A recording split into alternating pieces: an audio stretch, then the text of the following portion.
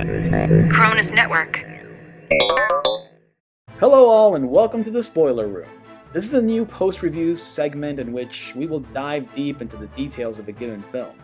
Today it's Terminator Dark Fate, and there is loads to unpack. This will kind of be like a podcast with visual aids, so a vidcast. The show is largely unscripted, though we do use notes. I say we because Holly is going to get us started by dropping some context for us. Holly, how is Terminator Dark Fate doing? Gabe, not well.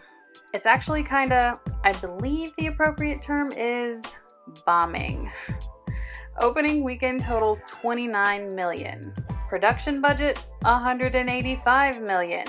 Things just aren't adding up for Terminator Dark Fate. There have been more than a few YouTube videos made regarding how bad the film is. However, Rotten Tomatoes disagrees with an audience score of 85% and a critic score of 70%. You yourself seem to really like it, Gabe, and you were enthusiastic about the future of the franchise. Ladies and gentlemen, Terminator is back. We're going to talk about it. I can't wait to go home, edit this review, and get to it, so I'm going to go right now.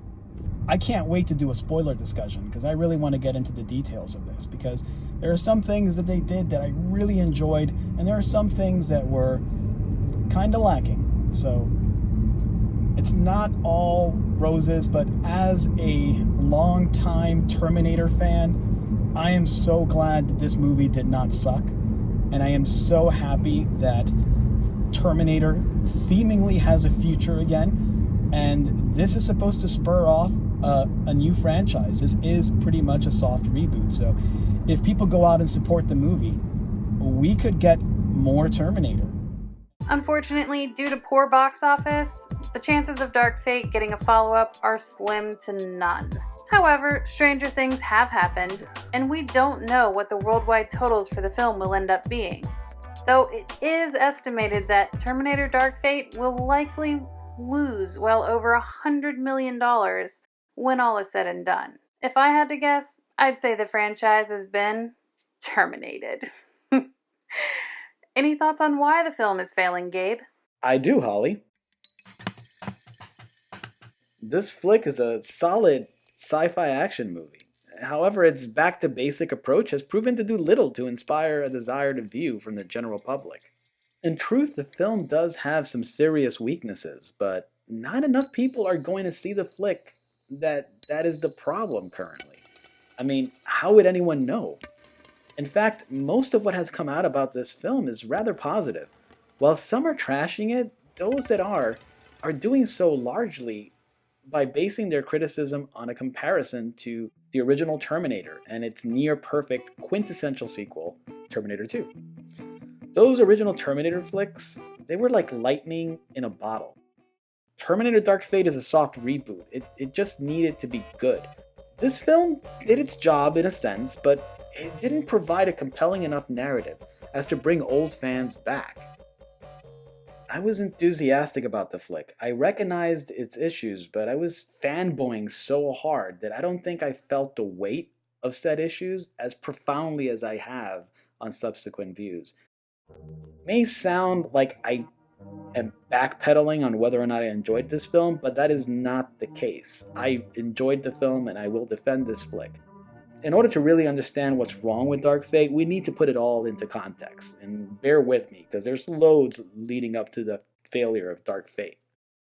The franchise has been in decline since Terminator 3, which basically undid the first two films. This was accomplished by destroying the character of John Connor. The film presented him as this outcast loser who can't very much fight or do anything. What was accomplished in T2 was deemed largely pointless, and the same story beats were then recycled.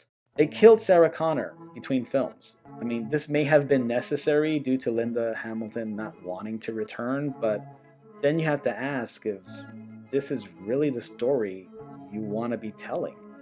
This film had loads of off-tone humor as well, and it just did very little right and was ultimately a bad movie. And of course, by the time Terminator 3 came out, James Cameron was done with the series, and it suffered for it. The film series then tried something new, which was very much needed. Terminator Salvation was supposed to give us the John Connor of legend, but the war with the machines felt anticlimactic. The film takes place before Skynet's big push to destroy the remnants of our society, so what we really wanted to see was not actually in the film. John had not truly stepped into his role as leader of the resistance yet, though many were starting to recognize him as such, but we didn't really get the John Connor of legend. We are told the war is happening, but we don't see very much of it. It felt more like Mad Max in the Wastelands than Terminator. We got Christian Bale playing Connor, but I mean, that would have been awesome, only it kind of wasn't. You could argue it's not even his film. The movie was hijacked by the character of Marcus, a character I actually really liked. I enjoyed what the flick was trying to be, but it didn't make a whole lot of sense. Skynet's plan was full of inconsistencies and only seemed to fall into place by sheer luck. Why was Skynet taking human hostages again? There are stories about what the script for Salvation was supposed to be, and I have to say it was going to originally be a much better film.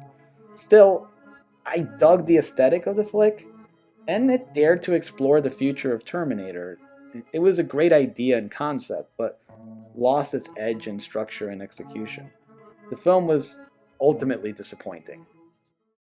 The franchise then attempted to correct course with Terminator Genesis. Nobody can pronounce that. It promised to give us a new Sarah Connor, and it was to take place in its own alternate timeline. It also tried something new with the John Connor character in that it made him the enemy by assimilation. I mean, it makes sense. Skynet was done trying to kill Connor. Now it just wanted to integrate him into its plans. The timeline gets a little muddled, but we are dealing with a franchise with alternate timelines, so the fans ultimately found this film to be damaging to the legacy of the original films. And there were some intentional holes in the plot that I can only assume were going to be filled in by later films.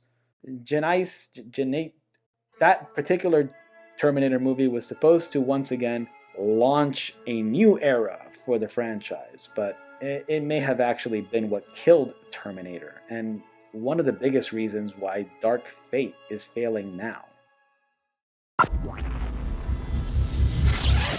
Truth be told, fans forgave Terminator 3. Had Salvation hit with audiences and been universally loved, then it would have kicked off a new era in the franchise. But Salvation was not a hit with fans, and many were done with Terminator after that. But wait! Here comes Genesis, and with it, hope! It promised to do amazing things and be a true sequel to Terminator 2, basically undoing Terminator 3. Sounds familiar. It was going to recreate scenes from the original two films and recontextualize them in exciting new ways. Genesis failed to deliver on its promise, despite having James Cameron's seal of approval as it being the true follow-up to T2. Man, this really does sound familiar. Cameron later said the same kinds of things about Dark Fate. It was a truer statement of Dark Fate, but the general movie-going audience was no longer interested. He consulted on Genesis, but was much more involved with Dark Fate, being the credited producer. None of this takes away from his genius. He is a monumental visionary. But his putting his seal of approval on a Terminator film means very little to the fans at this point. In regard to Dark Fate, some indicated that the opening scene in which John Connor gets killed right after the events of T2 was a cop-out, that it invalidates what came before, that they had no place left for John Connor in the story, and they needed to bring in characters of equal importance to take the franchise forward. This sounds about right, but I would argue that what happened to John does not undo the previous films. John was, in fact, no longer important to anyone but Sarah. Did John Connor need to die? No, but I understand why they went in that direction. The plot is largely just what you would expect, the same plot from just about every Terminator movie. This is ultimately disappointing because the film does have some cool concepts at play. In this film, there are still Terminators arriving with missions, despite the future that they're coming from no longer existing. This sounds like a paradox, and in a sense it is, but Skynet existed when those Terminators were sent back. Why there are still Terminators arriving from the future requires a bit of fan wanking. It's possible Skynet sent back a mess of these things to different points in time. The Resistance did their best to trace what years were set as destinations and sent back protectors accordingly. They may not have traced all the years, and so some Terminators would have gone unchecked. Why did Kyle say otherwise in the first film? Well, he clearly didn't know.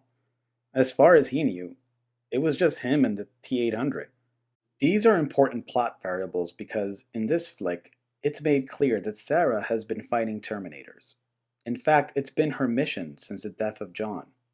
The war with Skynet is over, and Judgment Day never came. But there is still mop-up. Terminators can't be left stranded in time, providing intel to corporations that would then reverse engineer them. This is not spelled out in the movie, but the pieces are there, clearly laid out for anyone to put together. One of the things I had mixed feelings about was Sarah not destroying the Terminator that killed her son. Let me explain. In the flick, the T-800 that kills John settles down into a quiet life. Yeah, I'm serious, but while there are elements of humor to this, it actually works.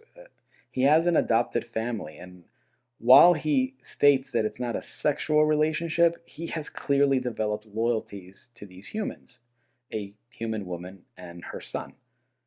He then explains that after his mission was completed, he was to integrate into society. It's the only other instruction that Skynet gave him.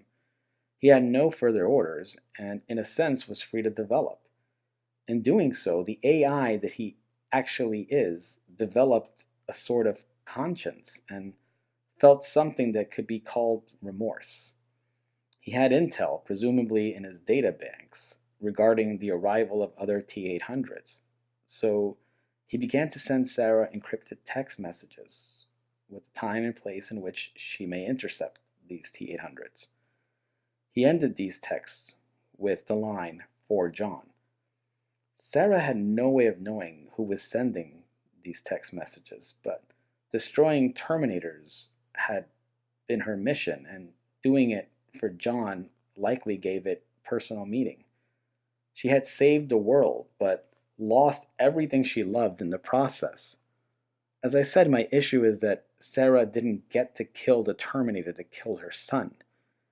It dies in battle alongside her.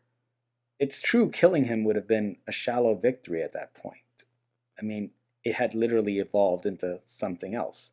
But having Sarah do it would have created more emotion. It would have created a point of conflict for the audience. Do you feel sorry for the Terminator? Or do you feel righteous for Sarah? One element that was supposed to be a twist, but that I saw coming from a mile away, was that Natalia Reyes' character, Danny, is not the new Sarah Connor being targeted by a new killer AI, but the John Connor of this rebooted timeline. Mackenzie Davis was awesome in this flick. She plays the robotically enhanced protector and is reminiscent of the Marcus character in Salvation. She would have been a good torchbearer for this series, but she dies, and we are once again left with Sarah and the new John Connor, Danny. It makes sense. Who would repair Grace, right? But there are always ways around that. So, what is Legion? Well, since Skynet never was, humanity simply continued. However, progress didn't halt. Eventually, we created Legion, a more advanced version of Skynet. It too became self-aware and decided to destroy humanity, just a little further down the road. Or at least one assumes. It's never said or spoken of directly in the movie. One also assumes it lost and used time travel technology in order to establish a timeline in which it would win. The interesting thing here is how similarly Legion has played out to Skynet. It opens the conversation about fate, and it ties into the name of the film and concepts advanced in earlier Terminator flicks. However, the movie does not dive deep on this. It instead opts to toss huge spectacles of action at the audience, relentlessly, and sometimes to the point of being exhausting. Anyway, with little explained in regards to Legion and its plan, we are to assume it's just Skynet with a new name and more evolved technology. This is ultimately the problem with the flick. It's not fresh, and any evolution of the story was set for subsequent flicks that we'll never get. Still, it ends with Sarah and Danny going into the future, evidently aware that the future will always contain some variation of Skynet, and their fight is what keeps humanity moving forward. This is one of the main themes, and also one of the core complaints of those who don't like the movie. It's one I keep hearing, that this film invalidates Sarah and John's struggle. I don't understand that. Sarah saved humanity. That humanity found its way back into the fire, and that should not shock any of us. It didn't shock her.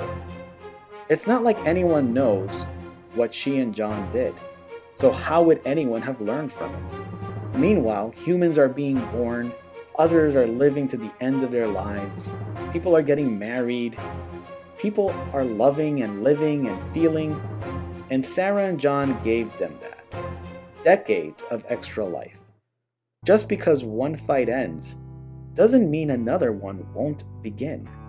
With all these missed opportunities, you would think that I would dislike this flick, but I don't. I'm really glad we got it, and I will fanboy about it and hope against hope that it somehow finds profitability.